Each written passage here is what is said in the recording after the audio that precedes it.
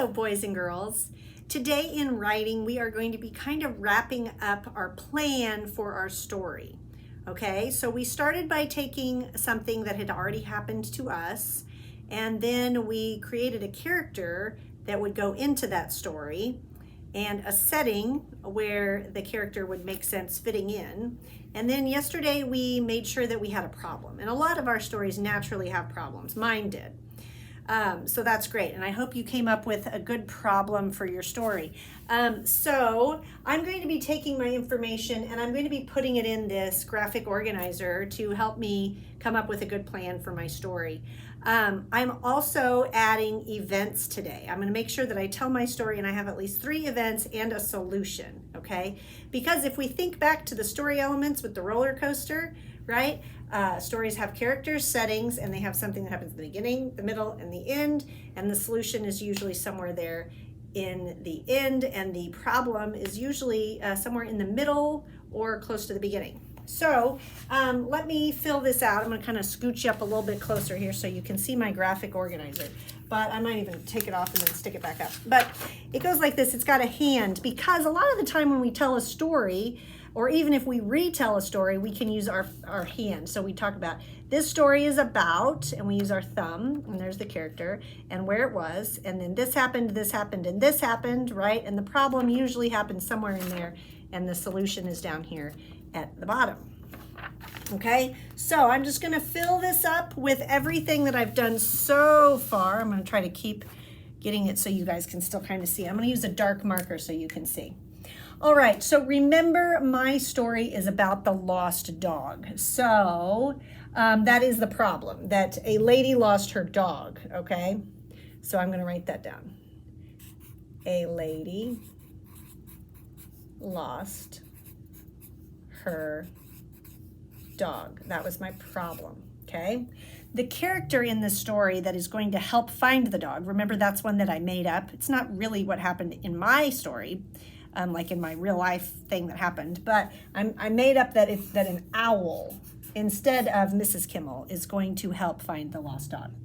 And the setting, I decided to say that it was happening in the woods. I'm going to try to turn my marker here to write kind of sideways. Okay, so it happened in the woods.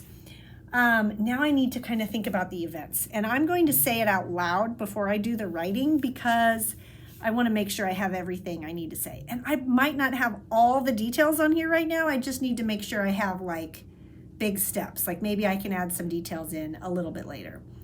So let me think.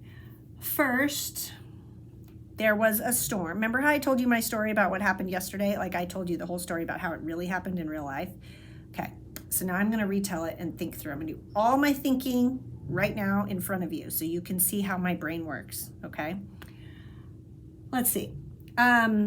So there was a storm, okay? That happened in my real story, and I want it to happen in here too. So there was a storm, and instead of me being, in the campground and going to the storm shelter, I think I'm going to talk about that the owl, who's the main character, maybe was hiding from the storm, but heard the lady crying for her lost dog.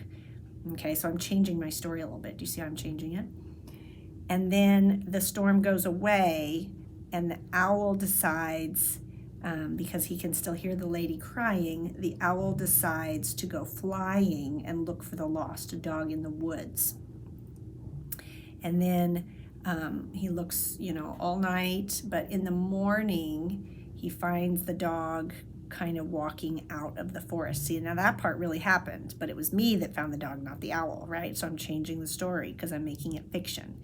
So then the owl finds the dog and helps kind of guide the dog home, maybe by like flying and saying, hoo, hoo. Maybe then the dog could follow the owl home. Or maybe dogs, it's fiction.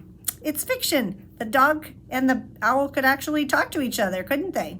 I could do that. I think I will. I think I'm going to have the owl talk to the dog because it's a fiction story and I'm making it up. So here we go. Okay, it's going to be easier for me to write this way now, so I'm going to kind of turn my writing. So first, there was a storm. See, let's see. There was a storm, period. Owl heard a lady call for her lost dog. Now, Mrs. Kimmel wrote 2 whole big sentences there. If you just want to write something, you know, shorter, like a few words to help you remember the event, that's okay, because we'll actually write out the story later. This is just your plan. Okay, so there was a storm and Owl heard a lady cry or call for her lost dog. Okay, so Owl searched all night. Okay. Owl found the dog in the morning. Okay, now, Owl told the dog to follow. The dog got back home. Okay, and actually this could be my solution, which would go down there. Okay, so I kind of wrote 2 sentences on each hand or on each finger. But you, like I said, you just write it out and plan your story. The most important thing is that your story makes sense. It goes in order. It's got a character, a setting, a problem, and a solution. And you're telling me something that happened in the beginning, middle, and end. And it all makes sense, okay? And we're trying out basing this on something that really happened to us, okay?